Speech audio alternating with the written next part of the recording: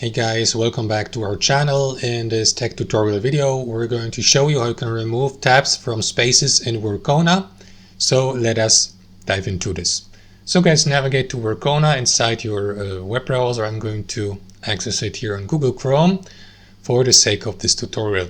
Now to access Workona, you will need to open up the extension. Make sure that it is installed and you will see Workona running as a separate tab in the top left corner. So next, navigate to one of your spaces. Let me go with this space here, my tab's number 1, and let me remove one of these tabs from that saved list.